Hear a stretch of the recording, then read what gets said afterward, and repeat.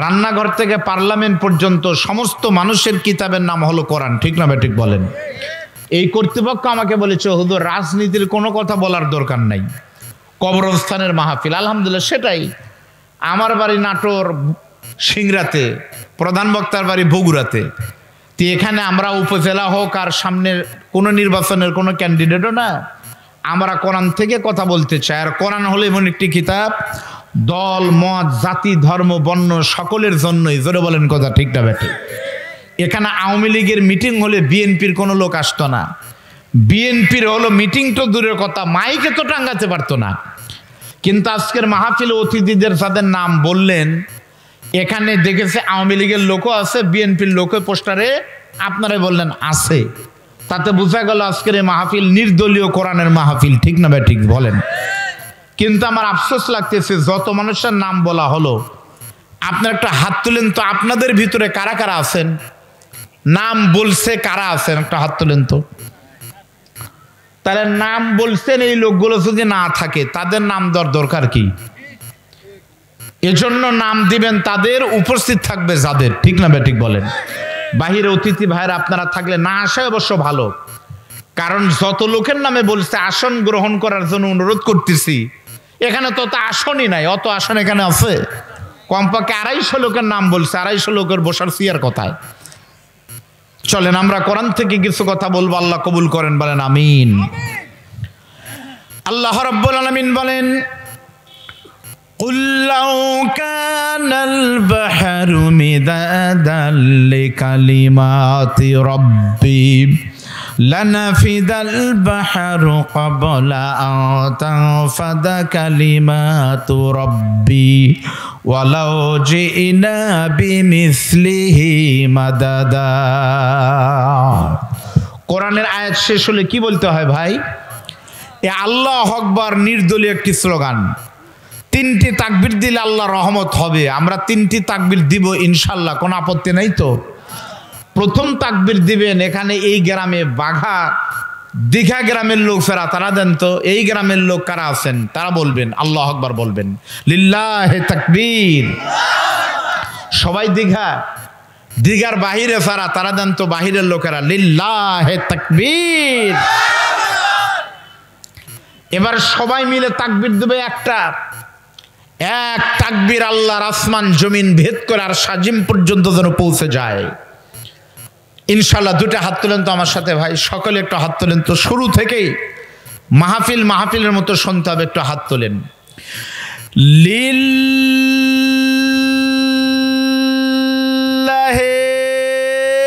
তাকবীর। আলহামদুলিল্লাহ, হাত নামান।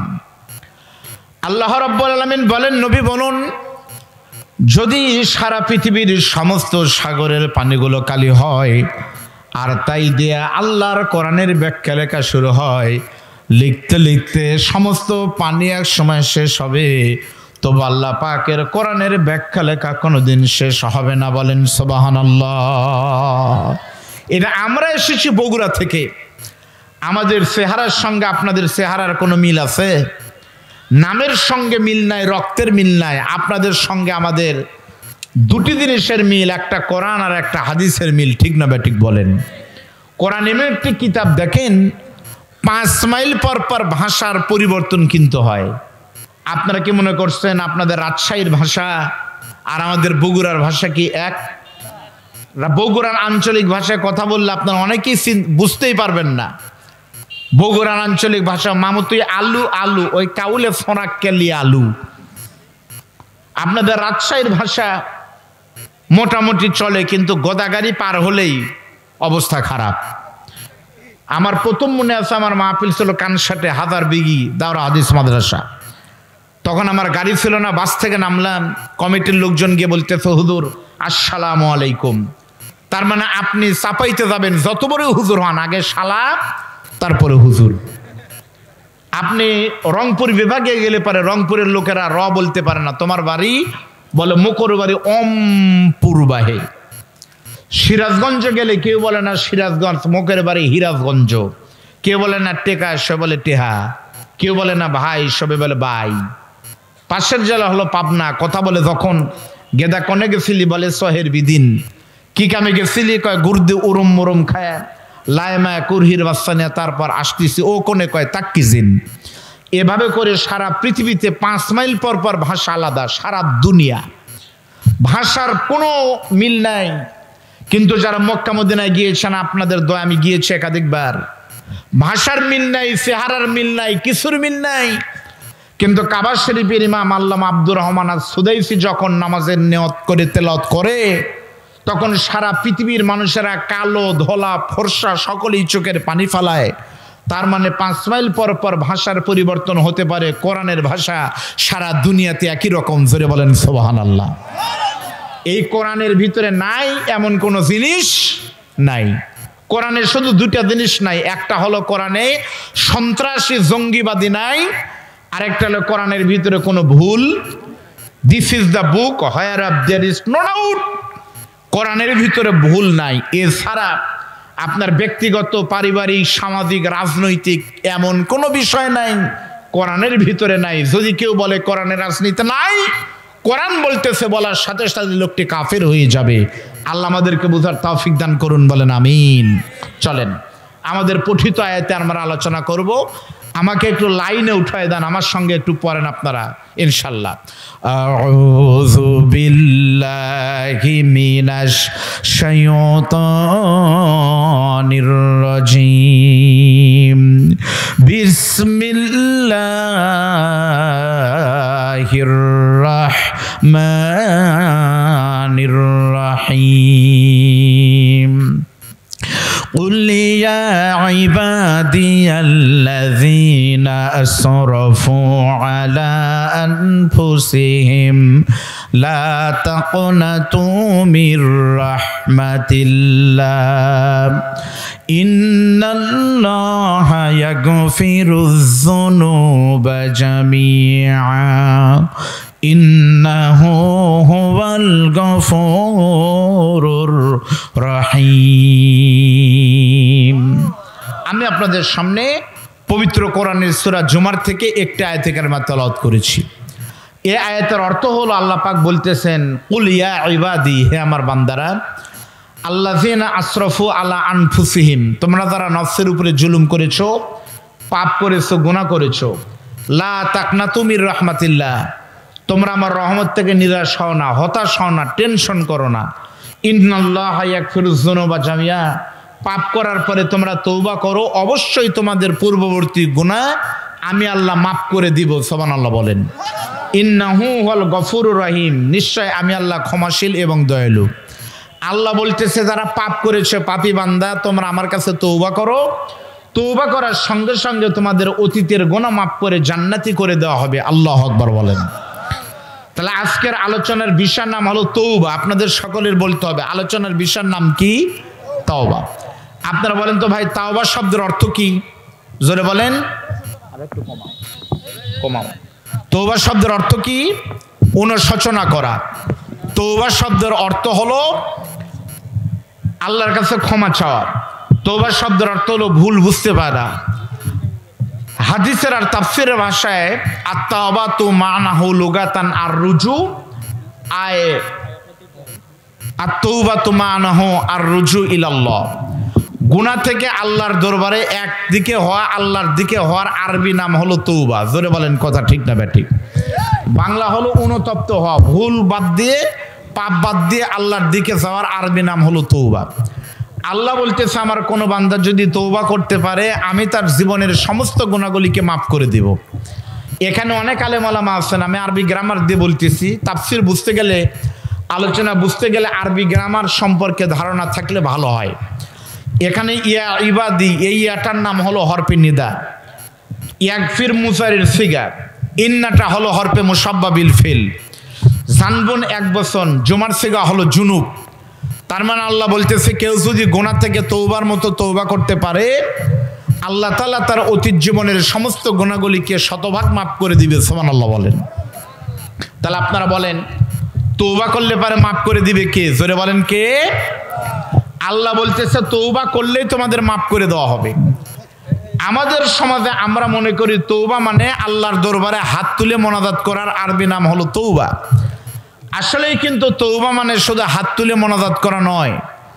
তওবার জন্য শর্ত হলো 3টি। ভাইরা একটু মনোযোগ দেন, তওবার জন্য শর্ত কয়টি? জোরে বলেন। এই 3টি শর্ত যদি না থাকে আপনার ঘরের দোয়া কবুল হবে না, ইজতেমার ময়দানে দোয়া করলেও কবুল হবে না, মক্কায় গিয়ে দোয়া করলেও কবুল হতে পারে।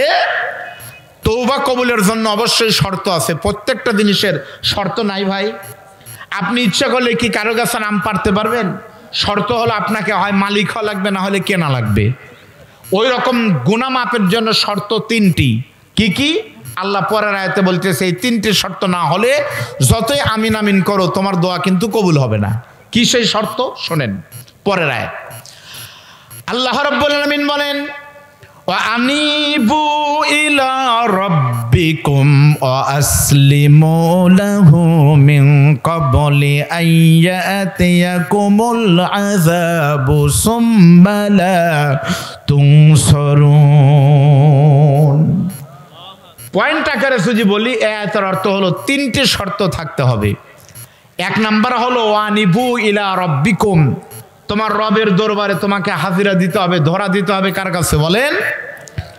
মাহফিল উপলক্ষে টুপি মাথা দিছি কালকে দিব না তা হবে না। আপনাকে গুনাহ থেকে শতভাগ মাপ পাইতে হবে, ভালো হওয়া লাগবে। আগে নামাজ পড়েননি, এখন নামাজ পড়া লাগবে। আগে যাকাত দেননি, এখন দিতে হবে। আগে ইসলাম বিরোধী কাজ করেছেন, এখন বাদ দেওয়া লাগবে। সমস্ত কাজ যদি আল্লাহর দরবারে 100% করতে পারেন তবেই দোয়া কবুল হবে, নসদ হবে। 2, আল্লাহর কাছে গুনার কথা খুলে বলতে হবে, আল্লাহ আমি এই পাপ করেছি। আর 3 নম্বর হলো যে মাপ একবার চাইবেন ওই ভুল আর কোনোদিন করা যাবে। আর আমাদের বিশ্বাস হলো আমরা পাপ করব অফিসে, মাপ চাইব জুমার মসজিদে গিয়ে, ঠিক না? আপনাদের এলাকায় তো বাগা মসজিদ আছে, প্রাচীন একটা মসজিদ আছে না, টাকার উপরে লেখা থাকতো বাগা মসজিদ তো নাকি? আপনাদের বিশ্বাস হলো অফিসে গিয়ে ঘুষ খাবো আর ওই মসজিদে গিয়ে জুমার দিনে মাপ চাবো, কালকে তো জুমার দিন, তাহলে তো আল্লাহ মাফ করবে, আল্লাহ তো বলছেই। কিন্তু শর্ত হলো আপনাকে 3টি শর্ত মানতে হবে। এই 3টা শুনলেন, এই 3টে শর্ত যদি কারো থাকে তাহলে শতভাগ গুনাহ মাফ হয়ে যাবে। জোরে বলেন সুবহানাল্লাহ। ভালো করে বুঝবেন, এই 3টে শর্ত যদি কোনো মানুষের ভিতরে থাকে অবশ্যই আল্লাহ দোয়া কবুল করবেন। আপনারা বলবেন হুজুর আল্লাহ দোয়া করবে, তার প্রমাণ আপনাদের বলবো। যদি তাফসীর জেনে থাকেন তাহলে বের করেন। তাফসীরে ইবনে কাসির সহ প্রত্যেকটা তাফসীরের একই বক্তব্য, শর্ত ঠিক থাকলেই কিন্তু আল্লাহ অবশ্যই দোয়া কবুল করবেন। সুবহানাল্লাহ বলেন। আমি আপনাদের সামনে একটা হাদিস দিয়ে প্রমাণ করতে চাই সত্যি কেমনে আল্লাহ দোয়া কবুল করবে। প্রখ্যাত মুহাদ্দিস, নাম হলো সুফি আবুল লায়েস সামরকান্দি রাহমাতুল্লাহ আলাইহি। আলেম ওলামা কিন্তু এই নামটি খুব পরিচিত। সুফি আবুল লায়েস সামরকান্দি বলেন, এখন থেকে 1500 বছর আগে একদিন সকালবেলা আল্লাহ নবীর জান্নাতি সাহাবীদের ভিতরে প্রথম 10 জন সাহাবীকে বলা হয় আশারায়ে মুবাশশারা, শ্রেষ্ঠ 10 জন। এই 10 জনের ভিতরে আবার শ্রেষ্ঠ 4 জনকে বলা হয় খোলাফায়ে রাশিদিন। নবীর ভাষায় শ্রেষ্ঠ সাহাবী কিন্তু প্রথম 4 জন। এই 4 জনের ভিতরে আল্লাহ নবীর জান্নাতের টিকিট প্রাপ্ত 2 নম্বর সাহাবী, ওনার নাম হলো আমিরুল মুমিনিন খলিফাতুল মুসলিমিন, নাম হলো হযরত ওমর। আপনারা বলেন আল্লাহ নবীর জান্নাতি সাহাবীদের ভিতরে হযরত ওমরের নাম কি নাই? হযরত ওমর কয় নম্বর বলেন? কত নম্বর? 2 নম্বর। 2 নম্বর। দ্বিতীয় যদি হয় তাহলে প্রথম নাই? বলেন তো প্রথম কে? মাশাআল্লাহ, অনেক আলেম ওলামা আছে আমার ভাইয়েরা, দোস্ত বুজুর্গ, তারা বলতেছে আবু বকর। এটা আমার ভাই নিজের কথা বলেনি, এটা নবীর সিলেকশন কিন্তু হয়েছে। নবী বলেন কালান নবী সাল্লাল্লাহু আলাইহি ওয়াসাল্লাম আরহামু উম্মতি বি উম্মতি আবু বকর ওয়া আশাদুহুম ফি আমরিল্লাহিল উমর ওয়া আসতাকুহুম হায়াআন উসমান ওয়া আকদাহুম আলী। আপনাদের গ্রামে আগামীকাল খুতবার ভিতরে কিন্তু নাম বলা হবে, হবে না? তাহলে বলেন তো 1 নম্বর হলেন আবু বকর, 2 নম্বর সাহাবীর নাম হলেন হযরতে। এমন যদি হতো আমার দেশের শাসক হতো ওমরেরই মতো। তাহলে আমার দেশের শাসক আর ওমর শাসকের ভিতর কি পার্থক্য? একই রকম, তাদেরও 2 হাত পা, আমাদের দেশের শাসকের 2 হাত পা। আমাদের দেশের শাসক আর পৃথিবীর সব শাসক আর হযরত ওমরের ভিতর পার্থক্য হলো হযরত ওমরের সময় ছিল ইনসাফ ভিত্তিক সমাজ ব্যবস্থা, এর এখন হলো জোরজার, মুল্লুকতার, পালকিজার, বৌতার। জোরে বলেন কথা ঠিক না ঠিক? এই পার্থক্য। আল্লাহ নবীর দ্বিতীয় নম্বর সাহাবীর নাম হলো হযরত ওমর। সেই হযরত ওমর একদিন সকালবেলা আল্লাহ নবীর সঙ্গে দেখা করার জন্য যখন নবীর দিকে রওনা দিয়েছেন, এমন সময় হযরত ওমর দেখতে পায় রাস্তার ভিতরে একজন যুবক বসে বসে শুধু কাঁদতেছে। হযরত ওমর ওই যুবকের কান্না দেখে এক চিল সামনে না গিয়ে যুবকের পাশে দাঁড়িয়ে গেলেন। ওই যুবককে সালাম দিয়ে জিজ্ঞেস করলেন, ভাই তুমি কে? তুমি কে আরবি হলো ভাই তুমি কে, মান আনতা, তুমি কে? তারপর প্রশ্ন করেছে তোমার নাম কি? আরবিতে তোমার নাম কি? তার নাম হলো মা ইসমুকা, তোমার নাম কি? আর 3 নম্বর হযরত ওমর প্রশ্ন করেছে মা ইয়াবকুকা ইয়া শাবাব, তোমার কি হয়েছে? তুমি রাস্তার ধরে কেন কাঁদতেছো? তোমার কি বিপদ হয়েছে? তুমি একটু বলো তো। সঙ্গে সঙ্গে যুবক হযরত ওমরকে চিনতে না পেরে বলতেছেন, আমি কে, আমি কেন কাঁদতেছি, আমার নাম কি, পরিচয় আপনাকে বলবো না। আমার কষ্টের কথা, দুঃখের কথা আমি খুলে বলতে চাই, যদি আমি আল্লাহর নবীর দেখা পাই। আপনাকে বলে কোনো লাভ নাই, আমার কষ্টের কথা আমি খুলে বলবো যদি আমি আল্লাহর নবীর সাথে দেখা করতে পারি। সুবহানাল্লাহ বলেন। হযরত ওমর তখন বলতেছে, তোমাকে আমি নবীর সঙ্গে দেখা করে দিব, চলো যাই। ওই যুবক কান্না করতে করতে, একবার দুবার করতে করতে নবীর দরবারে যখন চলে গেছে, হাদিস শরীফের ভিতরে আছে হযরত ওমর তখন আল্লাহর নবীর সামনে গিয়ে নবীকে একটা সালাম দিয়েছে। নবীর সালামের যখন জবাব নিয়েছেন, বিশ্বনবী তখন বলতেছে, ওমর আমার কাছে এসেছো কি চাও একটু জানতে চাই। হযরত ওমর তখন বলতেছেন, নবী আমার প্রয়োজন আমি আপনাকে পরে বলবো, তার আগে একটু শুনতে চাই হুজুর। তাকিয়ে দেখেন এই যে এই যুবক চোখের পানি ফেলে শুধু কাঁদতেছে। এই যুবকের কি হয়েছে, কেন কাঁদতেছে? আমাকে কিছুই খুলে বলতেছে না, শুধু কাঁদতেছে। আপনার কাছে বলবে যুবকের কি সমস্যা? নবী তখন ডাক দিয়ে বলতেছে, বাবা তোমার কি হয়েছে, তুমি একটু খুলে বলো তো। ওই যুবক তখন চোখের পানি ফেলে কাঁদতেছে আর বলে, নবীজি আমার কান্নার কারণ হলো হুজুর, আমি অনেক বড় একটা গুনাহ করেছি। ভালো করে বুঝবেন, আল্লাহ নবী বলতেছে গুনাহ তো মানুষই করবে, গুনাহ করেছে বাবা তুমি তওবা করো। তুমি কি কোরআন পড়নি? আল্লাহ বলতেছেন, ইয়া ইবাদিয়াল্লাযিনা আসরাফু আলা আনফুসিহিম লা তাকনাতু মির রাহমাতিল্লাহ, তুমি আল্লাহর রহমত থেকে নিরাশ না হয়, তুমি আল্লাহকে স্মরণ করে তওবা করো। নবী তখন বললেন, তুমি তো জানো কুল্লুকুম খাত্তাউন ওয়া খায়রুল খাত্তাইনা আত-তাওয়াবুন, সমস্ত বান্দাই পাপী, সবচাইতে দামি পাপী ওই বান্দা যে বান্দা তওবা করে। জোরে বলেন সুবহানাল্লাহ। ওই যুবক তখন চোখের পানি ফেলে কাঁদতে স্যার বলে, ওগো আল্লাহর নবী আমি জানি তওবা করলে পরে আল্লাহ অবশ্যই গুনাহ মাফ করে দিবেন, আল্লাহ রহমানুর রহিম, কিন্তু আমি তওবা না করার কারণ হলো হাবিবুল্লাহ, না করার কারণ হলো আমি অনেক বড় একটা গুনাহ করেছি। সুবহানাল্লাহ বলেন। আল্লাহর নবীকে বলতেছে, হুজুর আমি তওবা করতেছি না, কারণ আমি অনেক বড় একটা পাপ করেছি, একটা ভুল করেছি, অনেক বড় একটা পাপ করেছি। আল্লাহর নবী তখন বলতেছে, পাপ করছো? আমি কিন্তু আপনাদের সুবহানাল্লাহ বলতে বললাম। আচ্ছা বলেন তো ভাই, গুনাহ করার কথা শুনলে কোনো মানুষ সুবহানাল্লাহ বলে? তাহলে আপনারা কেন বললেন? তার মানে আমি বলে দিছি আপনাদের সুবহানাল্লাহ বলতে, তাই বললেন? এটা তো হওয়ার কথা ছিল না, আপনারা বুঝে বলবেন। আমি আপনাদের গুনার জন্য কিন্তু সুবহানাল্লাহ বলতে বলিনি।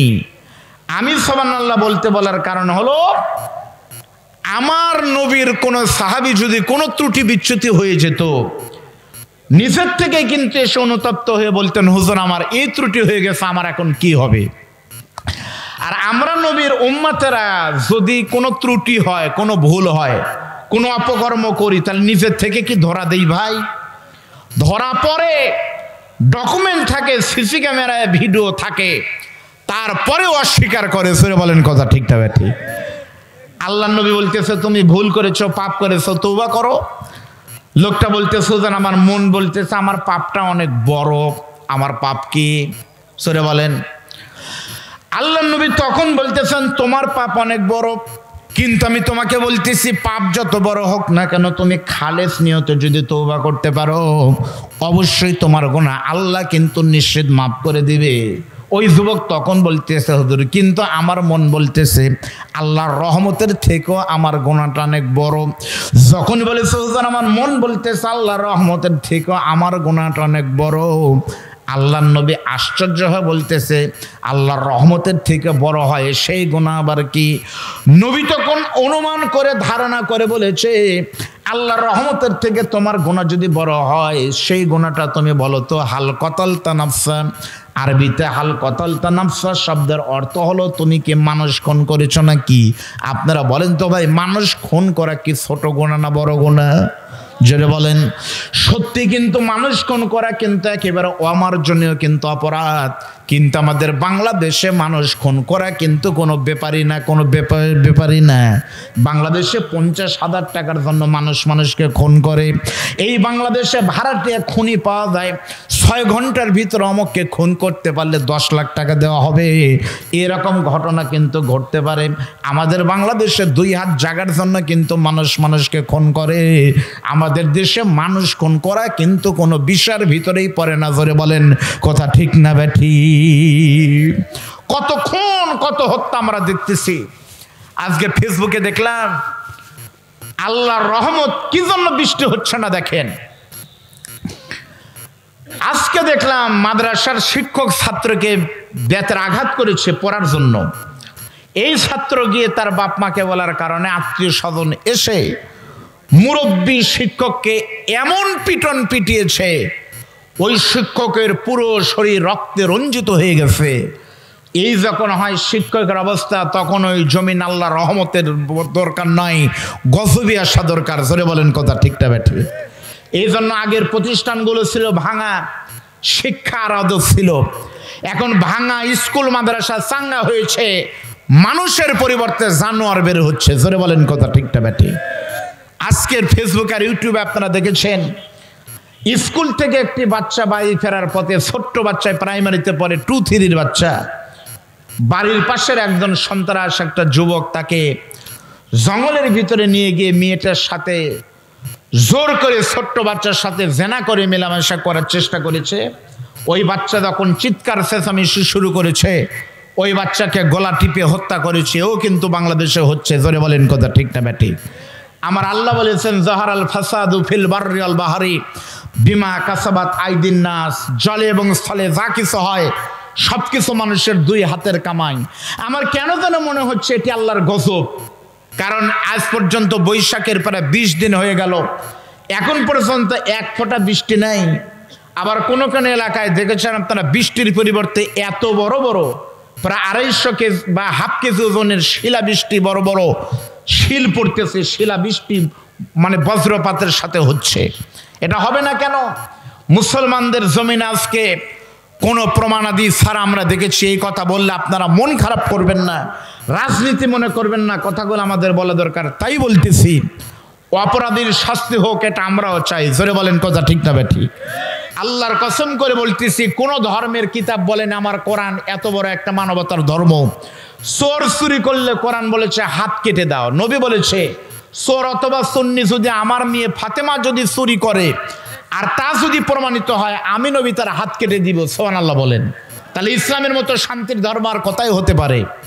ইসলাম এমন একটি ধর্ম, আমার ইসলাম বলেছে কেউ জেনা করলে পারে তার শাস্তি কি হবে, কেউ মদ পান করলে পারে তার শাস্তি কি হতে পারে। হযরত ওমর নিজের ছেলে খলিফা থাকা অবস্থায় তার নিজের ছেলে আবু শামাকে বিচার করে প্রমাণ করেছে এটাই হলো the justice in the eye of Islam. ইসলামের কোরআনের বিচার এইরকম হতে পারে, এটা প্রমাণ হয়েছে। আমরা অন্যায়কে কখনো ইসলাম সমর্থন করে না, কিয়ামত পর্যন্ত করবে না। আমরা প্রত্যেকটি ধর্মের প্রতি সহনশীল এবং বিশ্বাসী। আলহামদুলিল্লাহ বলেন। আজকের মাহফিলে যদি অন্য কোনো ধর্মের লোকেরা আসে আপনারা কি বাধা দিবেন? আমি আপনাদের বললাম আমি দ্বিতীয় বক্তা, অধিকার নিয়ে বলতেছি। সত্যি এখানে যদি আমার কোনো হিন্দু ভাই এসে থাকেন, খ্রিস্টান বৌদ্ধ উপজাতি আসেন, আপনি দয়া করে মঞ্চের উপরে আসেন, আমি আপনাকে স্টেজে অথবা আমার ভাইদের অতিথির কাতার আমরা জায়গা দিব। প্রমাণিত হবে ইসলাম শান্তির ধর্ম। ঠিক না ঠিক বলেন? আমার বাংলাদেশের একটি জেলার নাম হলো ফরিদপুর। ফরিদপুরের মধুখালীতে হিন্দু ভাইদের মন্দিরে কে বা কার আগুন ধরিয়ে দিয়েছে, এটা শুধুমাত্র অপরাধ না, এটা একটা জঘন্য অপরাধ। জোরে বলেন কথা ঠিক না ভাই ঠিক? আমরা দৃষ্টান্তমূলক শাস্তি চাই, কোরআন ইসলাম বিচার চাই, কিন্তু বিচার চাইতে হবে প্রমাণ অনুযায়ী, বিচার থাকতে হবে, ডকুমেন্ট থাকতে হবে, প্রমাণ যদি থাকে অপরাধের শাস্তি আইন অনুযায়ী হোক। কিন্তু কোনো প্রমাণ ছাড়া, কোনো ডকুমেন্ট ছাড়া সেখানকার দু একজন সন্ত্রাসের নেতৃত্বে, একজন চেয়ারম্যানের নেতৃত্বে, যে চেয়ারম্যানকে ধরার জন্য মাননীয় জেলা প্রশাসক মহোদয় পুরস্কার ঘোষণা করেছে, এটা প্রমাণিত হয় ওই চেয়ারম্যানের উস্কানিতে ঘটনা ঘটেছে। যেখানে ঘটনা ঘটলো তার পাশেই ছিল স্কুল, ওই স্কুলে কাজ করতেছিল 3 জন শ্রমিক মুসলমান, দিনমজুর, গরিব রাজমিস্ত্রি। ওরা জানেই না, তাদেরকে অন্যায়ভাবে মিথ্যা সাব্যস্ত করে মানুষ যেভাবে সাপ পিটিয়ে মারে সেইভাবে মুসলমান 3 জনকে হত্যা করা হলো। এই 3 জনের ভিতরে 2 জন একই মায়ের সন্তান, 2 জনের ভিতরে একজন 16 থেকে 18 পারা কোরআনের হাফেজ, তাদেরকে পিটিয়ে মারা হলো। এর দৃষ্টান্তমূলক শাস্তি আমরাও চাই। জোরে বলেন কথা ঠিক না বে ঠিক? মনে রাখতে হবে, এই বাংলাদেশ হলো মুসলমানের বাংলাদেশ। এই বাংলাদেশের বাঘা উপজেলার ঐতিহ্য খুঁজে দেখেন, মুসলমানদের ঐতিহ্য জড়িত। রাজশাহীর নাম আসলে নাম আসে শাহ মখদুম রহমাতুল্লাহ আলাইহির। যেই বাংলাদেশের 10 লক্ষ মসজিদ থেকে ফজর নামাজের আজান হয়, ঈশান নামাজ পড়ে দেশের দলমত নির্বিশেষে মুসলমানরা ঘুমাতে যায়, সেই বাংলাদেশে দলিল প্রমাণ ছাড়া সাপের মতো মুসলমানদেরকে পিটিয়ে মারা হবে। আর এর প্রতিবাদ করতে গেলে, ইসলামের পক্ষে কথা বলতে গেলে যদি এটা কোনো অপরাধ হয়ে থাকে, হ্যাঁ আমি অপরাধী। মনে রাখতে হবে, মুসলমানের বাংলাদেশে কোরআন ছিল, ইসলাম আছে এবং ইসলাম থাকবে। কেউ যদি জোর করে ষড়যন্ত্রমূলক ইসলাম নামক মৌচাকে ঢিল দিতে আসে, মৌমাছি যেমন শান্তিপ্রিয় প্রাণী, কাউকে হুল ফোটায় না, কিন্তু কেউ যদি আঘাত দিতে আসে, সমস্ত মৌমাছি যেমন এক হয়ে সন্ত্রাসকে ঠেকিয়ে দিতে হুল ফুটিয়ে দেয়, ইসলাম নামক মৌচাকে কেউ যদি ঢিল দিতে আসে, সেই রাম আর বামের অস্তিত্ব থাকবে না। মুসলমানের বাংলাদেশে আমার মায়ের সন্তানকে পিটিয়ে মারা হবে, অন্য করে মুসলমান আর সহ্য করতে পারে না। ধরে বলেন কথা ঠিক না বেটি? মন খারাপ করলেন আপনারা?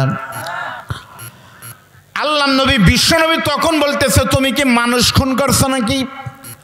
ওই যুবকটা তখন চোখের পানি ফেলায় কাঁদতেছে আর বলে, নবীজি, আমার গুণটা শুধুমাত্র মানুষ খুন করা নয়, বরং আমার পাপটা হলো মানুষ খুন করার থেকেও আরো জঘন্য গুনাহ।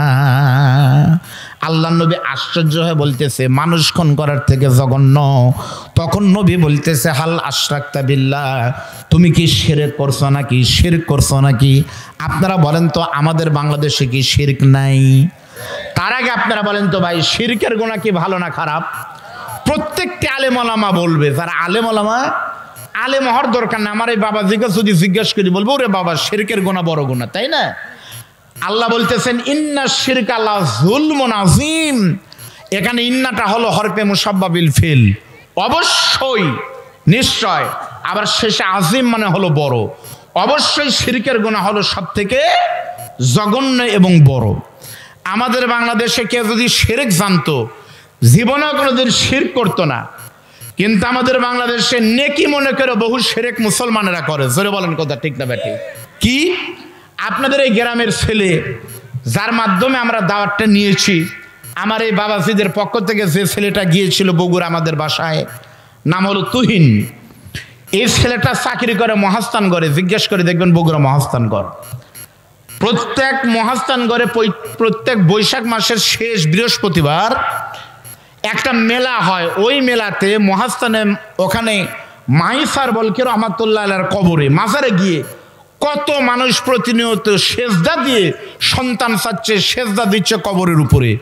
আল্লাহ ছাড়া যদি এই 4 ইঞ্চি কপাল যদি কোনো জায়গায় ঠেকে, কোরআন অনুযায়ী এটা স্পষ্ট শিরিক। জোরে বলেন কথা ঠিক না ব্যাটি? খালি শিরিক হয়তো সারা বছর। ওখানে আমরা দেখেছি শেষ বৈশাখের দিন যত গাঁজা চলে, কমপক্ষে 5 ট্রাক গাঁজা একদিন মহাস্থান এলাকায় খাওয়া হয়। অথচ স্পষ্ট জানার পরও একবারের জন্য এখন পর্যন্ত 100 বছরের ঐতিহ্য লালন করতে গিয়ে ওই গাঁজার আসর বন্ধ হয় না। বাংলাদেশে বন্ধ হয় বিনা কারণে কোরআনের মাহফিল। জোরে বলেন কথা ঠিক না বেঠিক? শিরক হচ্ছে। আমাদের আরো কিছু শিরক আছে আপনাদের বলি। আমার বাড়ি কিন্তু নাটোরের সিংড়া, আপনাদের এলাকায় কিন্তু। আমার সিংড়া থানাতে আমার মনে আছে মঙ্গলবারের দিন বাঁশ কাটা নিষেধ। আপনাদের এলাকায় কবে? বাউশে ইউনিয়নে কবে ভাই? হ্যাঁ, ও তাহলে রবিবার আর মঙ্গলবার আমরাই অসুবিধা নাই ভাই। তা আমি থাকি বগুড়াতে, আমি পড়াশোনা বগুড়া, এখন বাড়ি করেছি বগুড়া, চাকরি করি বগুড়া, বিয়েও করেছি বগুড়া আলহামদুলিল্লাহ। আজকের প্রধান বক্তা যিনি, তিনি আমার শ্বশুর আব্বা, আপনারা তো জানেন। অনেক লোক কিন্তু বসতেছেন, আমি আসার সময় শুনলাম বলতেছে বজলুর রশিদ হুজুরকে আসবে, কেউ বলতেছে হুজুরকে আসবেন, মানে এখনো সন্দেহ যাচ্ছে না হুজুরকে আসবেন। আচ্ছা বলেন তো, আপনাদের মাননীয় পররাষ্ট্রমন্ত্রী একজন তুখোর নেতা, আমরা জানি, কিন্তু আপনাদের মাননীয় সাবেক প্রতিমন্ত্রী বর্তমানে এমপি মহোদয় আপনাদের গ্রামে যদি আসে ভাই, আসে না? আসতেই তো পারে। এই গ্রামে যদি আসে তাহলে তার লক্ষণ হলো সামনে যদি পুলিশের গাড়ি ঢুকে তাহলে ধরে নিতে হবে পিছনে মন্ত্রীর গাড়ি বা এমপির গাড়ি। কথা বলে না? যদি দীঘা বাজারে পুলিশের গাড়ি ঢুকে বুঝতে হবে হয়তো লোকমানপুর রাস্তার মোড়ে এলাকার লোকেরা এমপিকে ধরে কোন দাবি করতেছে, আছে পুলিশের গাড়ি তো দেখা গেছে, তাহলে মন্ত্রী এমপির গাড়ি পিছনে আছে। জামাই যেহেতু ওয়াজ করতেছে তাহলে পিছনে শ্বশুর। এরপরে যে লোকেরা দাঁড়ায় থাকে কোনো সমস্যা হয়তো শারীরিক আছে অথবা অন্য কোনো সমস্যা আছে, মামলার আসামি, পুলিশ ডেকে দৌড় মারা লাগবে, দাঁড়ায় আছে। এদিক তাকান। তা আমার বাড়ি নাটোরের সিংড়া, আমার মনে আছে বছর 3 আগে আমি বগুড়া থেকে আমার মা ফোন দিয়ে বলতেছে, বাবা তুমি যে কয়টা আমের গাছ লাগাইছো প্রত্যেকটা আমের গাছ ঝড়ে একেবারে নতুন গাছ শেষ। আমার মাহফিল ছিল পাবনাতে, আমি আগে রওনা দিয়ে এসে দেখি অবস্থা খারাপ, প্রত্যেকটি গাছ নতুন গাছ ঝড়ে একেবারে কেউ শেষ, কেউ রুকু, কেউ সেজদায় চলে গেছে। আমি তখন আমাদের গ্রামের 2জন লোককে বললাম, ভাই আমার গাছের ব্যবস্থা কি হবে? বলো হুজুর টাকা 1000 দেন আর বাঁশ কিনে দিয়ে যান 10টা, আগামীকাল দেখবেন কেউ রুকু সেজদা নেই, সবগুলো দাঁড়ায় আছে। টাকা দিলাম 1000, বাঁশ কিনে দেওয়ার জন্য গেলাম এলাকার মাতব্বর যিনি, তার কাছে বাঁশ বিক্রি করে। গিয়ে বললাম, ভাই বাঁশের দাম কত? মুরব্বি বলতেছে 150 টাকা পিস। আমি বললাম, আপনাকে 10টা বাঁশ 1500 টাকা হয়, 100 টাকা বেশি নেন। টাকা এখন এনে বাঁশগুলো দেখায় দেন, আমি এখনই বাঁশ কেটে রেখে যাবো যেন কাজ ঠিক মতো হয়। টাকা নিয়ে ভিতরে গেল, দাও নিয়ে আসতে কিছুক্ষণ পরে সে বলতেছে, হুজুর যতই টাকা দেন আজকে বাঁশ কাটা যাবে না। কেন? বলতেছে আজকে মঙ্গলবার, আজকে বাঁশ কাটা সম্ভবই না। আমি বললাম, কেন? যদি থানার কোনো সমস্যা থাকে তাহলে আমি থানায় ফোন দেই। না, থানার কি করবে, আমার বাঁশ আমি কাটবো। তাহলে কেন কাটবেন না? ইসলামে কিন্তু এর কোনো অস্তিত্ব নাই। যদি বাঁশ কাটার জন্য জাহান্নামে যাওয়া লাগে আমি আপনার তরফ থেকে যাব, কারণ ইসলাম বলেছে লা রাহবানিয়াতা ফিল ইসলাম, ইসলামে কোনো কুসংস্কার বৈরাগ্য এগুলো কিন্তু নাই। এগুলো হিন্দুদের সংস্কৃতি। এই বাংলাদেশ আগে নামের আগে মুসলমানদের নামের আগে মোহাম্মদের পরিবর্তে শ্রী ছিল। এখন থেকে দেখেন আমার এই বাবাজির দাদার আমলের দলিল বের করে দেখেন, মুসলমানদের নাম ছিল শ্রী দিয়া। তাদের মঙ্গলবারে বাঁশ কাটা নিষেধ, মুসলমানদের নয়। মুরব্বী অনেকক্ষণ পর বলতেছে, হুজুর যাই বুঝান না কেন বাঁশ আজকে দেওয়া যাবে না। আসরের নামাজ পড়তে গিয়ে দেখি মন খারাপ করে মুরব্বী মসজিদে গিয়ে সামনের কাতারে বসে আছে। আমি বললাম, মুরব্বী এটা কিন্তু শিরক, আপনি দিলেন না, কি আর করার আছে? নামাজের পরে হাত তুলে, আসরের নামাজের পরে কিন্তু ইমাম মুসল্লিদের দিকে ঘুরে বসে। মুরব্বী দেখি সুবহানাল্লাহ সুবহানাল্লাহ বলতেছে। আমি তখন মুরব্বীর দিকে তাকায় মোনাজাত করতেছে, আমি ইমাম, মানে ড্রাইভার তো আমি যাই বলবো ওরা খালি আমিন বলবে, তাই তো অবস্থা।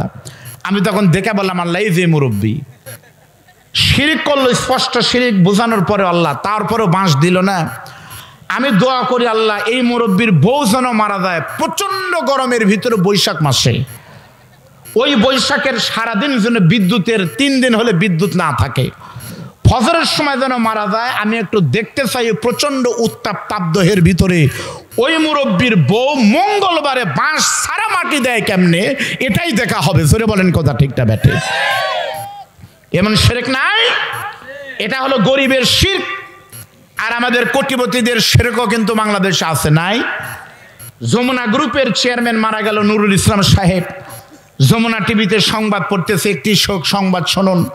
বাংলাদেশের বিশিষ্ট শিল্পপতি জনাব নুরুল ইসলাম কোভিড-19 করোনায় আক্রান্ত হয়ে ঢাকার পান্থপথের স্কয়ার হাসপাতালের আইসিইউতে মৃত্যুর সঙ্গে 3 দিন পাঞ্জা লড়ে আজকে মারা গেল। ইন্না লিল্লাহি ওয়া ইন্না ইলাইহি রাজিউন। মৃত্যুর সঙ্গে 3 দিন পাঞ্জা লড়ে আজকে জ্ঞান মরল। শনিবার থেকে মারামারি শুরু হয়েছিল, আজকে জ্ঞান মারা গেল।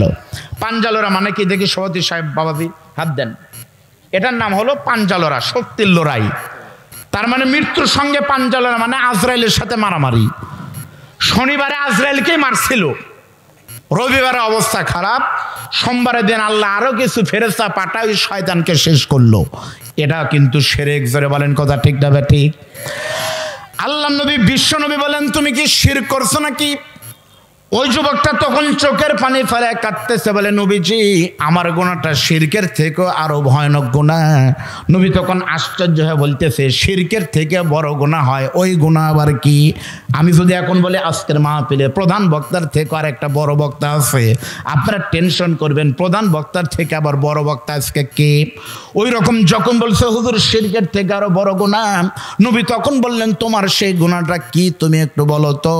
ওই যুবকটা তখন বলতেছে নবীজি আমার গুনাহটা হলো আমার বাড়ি মদিনার একটা বিশাল বড় কবরস্থানের পাশে, কবরস্থানের প্রাচীরের সঙ্গে লাগানো আমার বাড়ি। যেমন আমরা যেখানে ওয়াজ করতেছি সম্ভবত এটা কিন্তু কবরস্থান, তাই না ভাই? এই যে পিছনে কিন্তু শত শত মানুষ মারা গেছে, এরকম একটা বিশাল বড় কবরস্থানের পাশে আমার বাড়ি নবীজি। ওই কবরস্থানে যখন কোনো মাইয়াত মারা যায়, জানাজা যখন হয়, আমি তার জানাজার ভিতরে কিন্তু নিয়মিত শরীক হই। আল্লাহর নবী বলেছে একজন মুসলমানের উপরে আর একজনের মুসলমানের 6টা অধিকার আছে। তার ভিতরে কোনো মুসলমান যখন মরে যাবে তার জানাজার ভিতরে তোমরা নামাজের শরীক হও, আর তার কবরে তোমরা 3 মুষ্টি করে মাটি দাও। কারণ যে লোকটা দীঘা গ্রাম থেকে একবার কবরে চলে যাবে, কিয়ামত পর্যন্ত 20 বছর পরে প্রবাসীরা বাংলাদেশে ফিরে আসবে। কিন্তু এই গ্রামের কোনো মানুষ যদি একবার কবরে নিচে যায়, আপনার শত্রু হোক আর বন্ধু হোক, ওই মানুষটা কিন্তু কোনো দিন ফিরবে না। ও কল্যাণ নবী আমার এলাকার কোনো মানুষ মারা গেলে ওই গোরস্থানে মাটি দেওয়া হয়। আমার মনে আছে যখন কোনো মাইয়াতকে কবরস্থ করা হয়, আমি তার জানাজার শরীক হয়ে তার কবরের পাশে চলে যাই। কবরে যখন মাইয়াতের লাশটা রাখা হয়, কবরের ভিতরে রাখার পরে সুন্দর করে মাটি যখন সুন্দর করে দেওয়া হয়, প্রত্যেকটা মানুষ 3 মুষ্টি করে কবরে মাটি দেয়। আপনারা একটু বলেন তো আপনাদের রাজশাহীতে কবরে মাটি দেন কয় মুষ্টি? আপনারা একটু বলেন তো কবরে মাটি দেওয়ার সময় আপনারা কি বলেন? জোরে বলেন। মিনহা খলাকনাকুম, এটা হলো মাটি দেওয়ার দোয়া, ঠিক না? আপনারা মেজরিটি মাস্ট বি গ্রান্টেড, বেশিরভাগ লোক বলছেন মাটি দেওয়ার দোয়া। আসলে কি তাই? এখন আমি বললে পারে আপনারা বলবেন নতুন হাদিস হুজুরা বের করতেছে। আসলে কিন্তু হাদিস শরীফে আছে এটা মাটি দেওয়ার দোয়া নয়। মাটি দেওয়ার দোয়া হলো বিসমিল্লাহির রহমানির। কেন? প্রত্যেকটা ভালো কাজ শুরু করতে হয় বিসমিল্লাহ বলে। এটা কাজটা ভালো না খারাপ? তাহলে মাটি দেওয়ার দোয়া তো বিসমিল্লাহ। তাহলে আমরা যে দোয়া পড়ি এটা কিন্তু দোয়া না, এটা সূরা তোহার 55 নম্বর আয়াত। তাফসীর ইবনে কাসিরের তাফসীর আরবি খণ্ড বের করে দেখেন, এই দোয়া পড়ে যদি কেউ মাটি দেয় তাও আল্লাহ কবুল করবে, বলেন সুবহানাল্লাহ। ও কল্যাণ নবী 3 মুষ্টি মাটি দিয়ে যখন প্রত্যেকটা মানুষ বাড়ি যায়, দিনের আলোতে আমিও তাদের সঙ্গে মাটি কবরস্থ করে যখন চলে যাই, আস্তে আস্তে পশ্চিম আকাশে যখন সূর্য অস্তমিত যায়, আর রাতের বেলা যখন অন্ধকার নেমে আসে হুজুর, তখন আমি আস্তে করে রাতের বেলা ঘুম থেকে উঠে কোনো মানুষ নাই, ওই কবরস্থানের নিশিরজনীতে আমি তখন চলে আসি পরীক্ষা করার জন্য। একদিন রাত 2টার সময় আপনারা এই দিক দিয়ে কবরস্থানের ভিতর ঢুকে দেখবেন দীঘা গ্রামের কত মানুষের কবরে শুয়ে আছে, কোনো শব্দ নাই, কোনো গন্ডগোল নাই, কোনো মারামারি নাই। আওয়ামী লীগ বিএনপি পাশাপাশি শুয়ে আছে, কোনো মিছিল নাই। ওই রকম রাতের বেলায় আমি নতুন কবরের কাছে আসি, নতুন কবর চেনার আলামত কিন্তু দুইটি। এক নম্বর, মাটিগুলো দেখেই কিন্তু বোঝা যায় উর্বর মাটি, নতুন মাটি। আর দুই নম্বর, নতুন কবরের উপরে কিন্তু কাঁচা খেজুরের ডাল পোতা থাকে, ঠিক না? এই খেজুরের ডাল কিন্তু পুঁততে হবে, কারণ হলো আল্লাহর নবী বলেছে তোমরা খেজুরের ডাল পুঁতে দাও। এই মর্মে কিন্তু বুখারীর একটা বর্ণনা আছে, আল্লাহর নবী রাস্তা দিয়ে যাওয়ার সময় দেখতেছে কবরে আযাব হচ্ছে। নবী তখন কবরের কাছে গিয়ে দোয়া পড়লেন, সাহাবীকে বললেন তাড়াতাড়ি করে একটা খেজুরের ডাল নিয়ে আসো। সাহাবী খেজুরের ডাল আনলেন। নবী যখন কবরের উপরে দিয়ে দিয়েছে, সাথে সাথে কবরের আযাব মাফ হয়ে গেছে। নবী বললেন তোমরা এখন থেকে কবরের উপরে খেজুরের ডাল দাও, কারণ নতুন খেজুরের ডাল যে কয়দিন তাজা থাকবে সেই কয়দিন খেজুরের ডাল কিন্তু জিকির করবে। উদ্ভিদেরও যেহেতু প্রাণ আছে, জিকির করবে। আর ওই খেজুরের গাছের জিকিরের কারণে আমার আল্লাহ চাইলে পারে কবরের মাইয়াতকেও মাফ করে দিতে পারে।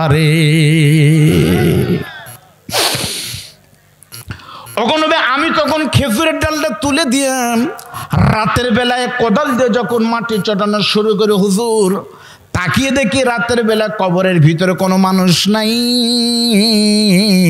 সাদা কাফনের গায়ে কাপড় গায়ে যে নারী বা পুরুষ শুয়ে আছে।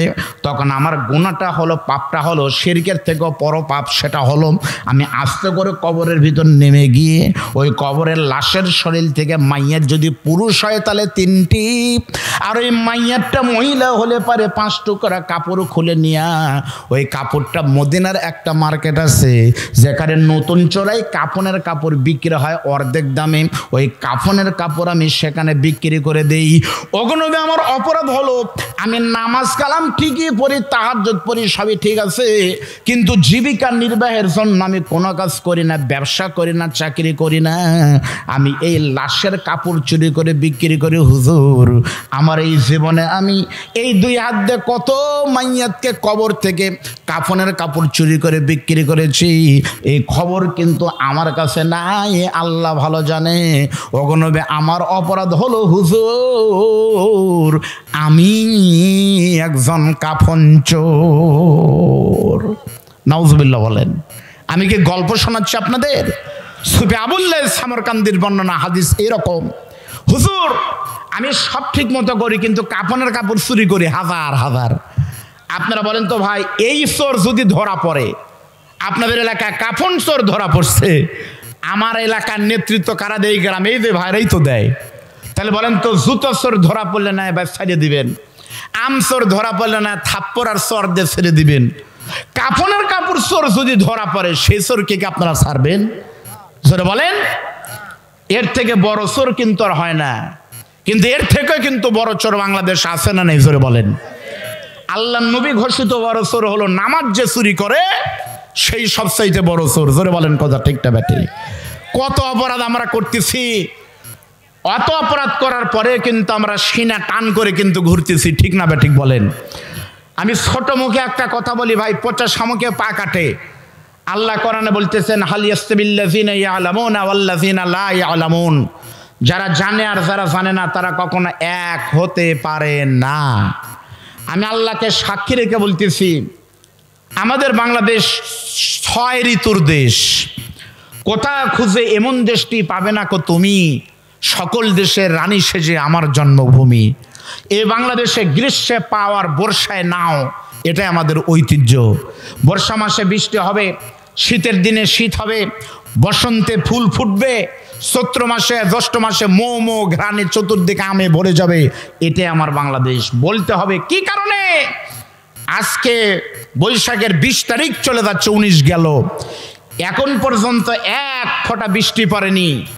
আপনারা যেটাই বুঝান না কেন, কোরআনের ঘোষণা অনুযায়ী জহারাল ফাসাদু ফিল বাররি ওয়াল বাহরি বিমা কাসাবাত আইদিন নাস, এটি অবশ্যই আল্লাহ পাকের গজব, গজব এবং গজব। জোরে বলেন কথা ঠিক না ব্যাটে? আল্লাহ নবী হাদিস শরীফে কয়েকটা আলামতের কথা বলছে কিয়ামতের, তার ভিতরে একটা হলো কিয়ামত ততক্ষণ হবে না যতক্ষণ পর্যন্ত প্রকাশ্যে জেনা না হবে, গোপনে না, প্রকাশ্যে জেনা না হবে। নবী কিন্তু গোপনে বললে, রাজশাহী প্রত্যেকটা অনেক হোটেলে জেনা হয়, রাজশাহী বিশ্ববিদ্যালয় কপত কুপতি যুবক যুবতীরা বাকবাকম করে মেলা কিছু করে 14ই ফেব্রুয়ারিতে। নবী কিন্তু তা বলেননি। নবী বলছে প্রকাশ্যে জেনা কুকুরের মতো না হবে ততক্ষণ পর্যন্ত কিয়ামত হতে পারে না। আপনারা বলেন তো এখন জেনা কি প্রকাশ্যে হয় না গোপনে হয়? বলেন প্রকাশ্যে না গোপনে হয়? বলবেন প্রকাশ্যে হয় মানে? আমি একটা দৃষ্টান্ত দিব, আমি দ্বিতীয় বক্তা আমি ভুলে যাইনি আজকে। সেটা হলো আমার বাংলাদেশে ভাইরাল দুজন ব্যক্তির নাম হলো TikTok Prince Mamun. Prince Mamun TikToker. তার মাথার দিকে তাকালে মনে হয় কত রং, এই পাশে নীল, এই পাশে লাল, এই পাশে হলুদ হতে পারে। তাদের নিয়ে আমাদের কোনো বক্তব্য মাহফিলে নেই। এই প্রিন্স মামুন এই টিকটক করে কোটি কোটি টাকা কামাই করে, করুক, ওর ব্যাপার। সেই ছেলেটা তার মায়ের বয়সে একটা মেয়ে নাম হলো লায়লা, তাই তো? লায়লার সাথে সম্পর্ক করে 21 সাল থেকে একই ছাদের নিচে একই ঘরে এক খাটে বসবাস করে। সবাই জানে হতেই পারে ছোট বড় ব্যবধান, বয়স যদি প্রাপ্তবয়স্ক হয় 20 বছরের ছেলে 40 বছরের মেয়েকে বিয়ে করতে পারে, ভার্জিন হতে পারে, ইনটেক হতে পারে, কোনো সমস্যা নাই। আমরা তাই ধরে নিয়েছিলাম, কিন্তু হঠাৎ করে ঈদের পরে দুজনের গন্ডগোল হয়ে প্রিন্স মামুন চলে গেছে, লায়লাকে ছেড়ে ঘোষণা দিয়ে গেছে লায়লার সাথে কোনো সম্পর্ক নাই। সবাই বলতেছে সম্পর্ক না থাকলে হতে পারে। আমরা জানতে চাই লায়লার সাথে আপনার কি সম্পর্ক ভাই? উনি তখন বলতেছে না, লায়লার সাথে জাস্ট আমার জিএফ সম্পর্ক। জিএফ মানে হলো গার্লফ্রেন্ড। সে আমার একটা ভালো বন্ধু। আচ্ছা, বন্ধুর সঙ্গে বন্ধু একসাথে চা খেতে পারে, একসাথে বিদ্যালয়ে যেতে পারে, একসাথে পড়তে পারে, রাতের বেলায় একসাথে থাকতে পারে। তা 21, 22, 23, 24 শেষ হয়ে গেল, একসাথে ছিলেন। কেন ছিলেন? তখন বলতেছে না, জাস্ট ও আমার ফান আর আমি ওর ফান, এই দুই ফান। রাতের বেলা গান গাইছি, যা করার করছি, এখন ওগুলো আর কিছু নাই। এই বক্তব্য দেওয়ার পরে, এই বক্তব্য যখন মিডিয়াতে এসেছিল, বাংলাদেশের বুদ্ধিজীবী যারা কথায় কথায় ইসলামের ভুল ধরে তাদের টকশোতে বলা উচিত ছিল প্রিন্স মামুনের সাথে লায়লার কি সম্পর্ক, বিয়ে ছাড়া কেমনে থাকলো। এই জবাব আর এই জবাবদিহিতা বাংলাদেশের কোনো মিডিয়ায় নেয়নি, কোনো বুদ্ধিজীবী নেয়নি, কোনো শিক্ষক নেয়নি, প্রগতিশীলরা নেয়নি। বরং এরা ব্যস্ত কোনো মিডিয়া এই খবর প্রচার করেনি। এই মিডিয়ারা তোলপাড় শুরু করেছিল মাওলানা শাইখুল হাদিস কাকে নিয়ে রেস্টুরেন্টে ছিল, প্রমাণ ছাড়া তাকে নিয়ে প্রায় 3টি বছর অন্যায়ভাবে কারাগারে রেখে আলহামদুলিল্লাহ সুম্মা আলহামদুলিল্লাহ সুম্মা আলহামদুলিল্লাহ মিডিয়ার মাধ্যমে আমরা জানি আজকে হয়তো সেই কোরআনের পাখিটি মুক্তি পাচ্ছে। আজকের ঘটনা হয়তো তখন পেয়ে গেছে, মুক্ত হচ্ছে। এইতে প্রমাণ করছে আদালত না ওই মেয়েটি তার বৈধ বউ ছিল। যদি বৈধ বউ থেকে থাকে, 3টি বছর যাদের ষড়যন্ত্রের কারণে হাজার হাজার ছাত্র হাদিস থেকে শেখে বঞ্চিত হলো, হাজার হাজার মাহফিল কোরআন শোনা থেকে বঞ্চিত হলো, তার স্ত্রী স্বামীর আদর থেকে, সন্তানরা বাবার অধিকার থেকে বঞ্চিত হলো, এটা কিন্তু আল্লাহর দরবারে দিতে হবে হিসাব। জোরে বলেন ঠিক না ব্যাটি? ভালো করে বোঝেন। আল্লাহ নবী, বিশ্ব নবী বলতেছে তুমি কি গুনাহ করছো? ওই যুবক তখন বলতেছে হুজুর আমার গুনাহটা হলো আমি কাফনের কাপড় চুরি করেছি, কিন্তু তার থেকে একটা ভয়ানক গুনাহ আমার গতকাল হয়ে গেছে। আপনারা কি শুনতেছেন মনোযোগ দিয়ে? সেই গুনাহ হলো হুজুর আমাদের এলাকার সবচেয়ে সুন্দরী তরুণী উর্বশী একটা মেয়ে গতকাল কিন্তু মারা গেছে। ওই মেয়েটিকে যখন কবরে রাখা হয়েছে হুজুর, সকলের সঙ্গে আমি কবরে 3 মুষ্টি মাটি দিয়েছি। কবরে 3 মুষ্টি মাটি দিয়ে যখন সবাই চলে গেছে, আমিও কিন্তু দিনের বেলায় চলে গেলাম। কিন্তু নিশি রজনীত চৌদিকে যখন অন্ধকার নেমে এসেছে, আমি আর 1 মিনিটও দেরি না করে আস্তে করে বাড়ি থেকে বিশাল বড় একটা কোদাল নিয়ে বেলচা নিয়ে এসে ওই মানুষটার, মহিলাটার কবর থেকে মাটিগুলো সরাই দিয়ে যুবতী সুন্দরী তরুণী তন্নি মেয়েটার যখন কবর দিন্ন বিদীর্ণ করলাম, নিশি রজনী অন্ধকারের ভিতরে যখন কবরের সব কিছু ওপেন হয়ে গেছে, তখন তাকিয়ে দেখলাম ওই কবরের ভিতরে কোনো চিহ্ন নাই। আর রাতের বেলা অন্ধকার অমিনিশার বুক চিরে ওই যুবতী মেয়েটির কবরের ভিতরে এই রকম একটা জিনিস পড়ে আছে। সঙ্গে সঙ্গে আমি মেয়েটির কবরের ভিতরে নেমে, আমি তো পেশাদার কাফনের কাপড় চোর, আমার কোনো ভয় নাই, ডর নাই। মুহূর্তের ভিতরে যখন আমি মেয়েটির শরীর থেকে কাফনের কাপড় টানা শুরু করেছি, অল্প সময়ের ভিতরে পাঁচ টুকরা কাপড় যখন আমার হাতের সঙ্গে জড়িত হয়েছে, আমি আস্তে করে কবর থেকে তখন উঠে কাপড়গুলো নিয়ে চলে যাব মদিনার মার্কেটে। এমন সময় পিছন থেকে কে যেন আমাকে বলতেছে, আল্লাহর বান্দা এন্তাদের কলিলা, একটু দেরি করো, তুমি একবার শুধু তাকায় দেখো মেয়েটি কেমন। ওই মেয়েটি কেমন তুমি একবার তাকায় দেখো। বলেন তো, কবরের ভিতরে মেয়েটির শরীরের দিকে তাকানোর পরামর্শ দিচ্ছে। এই পরামর্শ কোনো হুজুর দিল, কোনো বক্তা দিল, কোনো পীর দিছে, নাকি শয়তান দিছে? শয়তানের কথা মতো হুজুর তখন আমার হাতের লাইট যখন মেয়েটির বুকে মেরেছি, যুবতী সুন্দরী তন্য উর্বশী মেয়েটির শরীর দেখে নিজেকে কিন্তু আর আমি স্থির রাখতে পারিনি। শয়তানের ধোকায় পড়ে নিজের সব অস্তিত্ব ভুলে গিয়ে তখন কবরের ভিতরে ওই মেয়েটির সঙ্গে আমি বিরাট পাপ করেছি, জেনায় আমি লিপ্ত হয়েছি। মেয়েটির সঙ্গে জেনা করে যখন আমার দৈহিক চাহিদা মিটে গেছে, আস্তে করে কবর থেকে উঠে গিয়ে কবরটা সুন্দর করে দিয়ে কবরের 5 টুকরা কাপড় নিয়ে যখন রওনা দিলাম, এমন সময় আমার মনে হচ্ছে যুবতীর সামনে এসে বলতেছে, আল্লাহর বান্দা তুমি একটু শোনো, তোমার সঙ্গে আমার কিছুক্ষণ কথা আছে। সেটা হলো, তুমিও কিন্তু মুসলমান, আমিও মুসলমান। তোমাকে যিনি বানিয়েছেন আমার কিন্তু উৎপত্তি সেখান থেকেই। আবার আমাকে যিনি কবরে রেখেছে, আমাকে তোমাকে এক জায়গায় উঠানো হবে। এই যে কবরের ভিতরে আমার প্রথম রাত, আজকে প্রথম রজনী, আর প্রথম রাতেই তুমি আমার জীবনের সমস্ত সম্পদ তুমি শেষ করেছো। ওই আল্লাহর কসম করে বলতেছি, যখন থেকে নামাজ ফরজ হয়েছে, সুস্থ অবস্থায় কোনোদিন এক ওয়াক্ত নামাজ বাদ দেইনি, কোনোদিন রমজান শরীফের রোজা বাদ দেই নাই। আমার এই সুন্দরী মুখটা কিন্তু দুনিয়ার কোনো পুরুষ দেখেনি, যেহেতু আমি এখনো বিবাহ হয়নি। আমার আল্লাহর ফায়সালা অনুযায়ী আমি কবরে চলে আসছি। শুধুমাত্র দুনিয়াতে 2 জন পুরুষ আমাকে দেখেছে মুখটা। 1 নম্বর আমার জন্মদাতা পিতা, 2 নম্বর আমার কলিজার টুকরা ছোট ভাই। আর আজকে কবরের ভিতরে তুমি উলঙ্গ করে আমার সর্বনাশ করে চলে গেলে, মনে রেখে দিও, কমপক্ষে কবরে 50,000 বছর থাকতে হবে। আমি কোনোদিন গোসলও করতে পারবো না, এই অবস্থায় কিন্তু আমাকে তুমি শেষ করে দিয়ে গেলে। আজকে কিছুই করতে পারবো না, কিন্তু কাল কিয়ামত যখন শুরু হবে, এই কবর থেকে যখন আল্লাহ হাসরে তুলবেন, যখন আল্লাহ বলবেন ইকরা, কি বলবেন? আমরের সিগালে মালা বলবেন ইকরা পর। আপনারা অনেকে মনে করছেন কিয়ামতের দিন আল্লাহ হিসাব নিবে থানাওয়ারি, বাউশা ইউনিয়নের লোকেরা জান্নাতে যাও, তাই বলবে? শামকদম বাবার দরবারে কারা সিন্নি দিছো, তোমরা এই জান্নাতে ঢোকো, তাই বলবে? হিসাব হবে এক এক করে। হিসাব হবে কয়টা করে? কিভাবে? রাজশাহী মেডিকেলে ডাক্তার দেখাতে যখন যান চেম্বারে, যতই রুগীর সিরিয়াল হোক, ডাক্তার কি একসাথে সবাইকে দেখে না, এক এক করে দেখে। ওই রকম করে এক এক করে আল্লাহ ডাক দিবেন, তুমি আসো, নাম কি? ময়নুদ্দিন, বাড়ি কোথায়? উনি বলবে আমার বাড়ি দীঘা বাঘাতে। আল্লাহ বলবেন তোমার আমল নামা তুমি পড়ো। তোমার নাম কি? আব্দুল বারী রশিদি, তোমার আমল নামা পড়ো।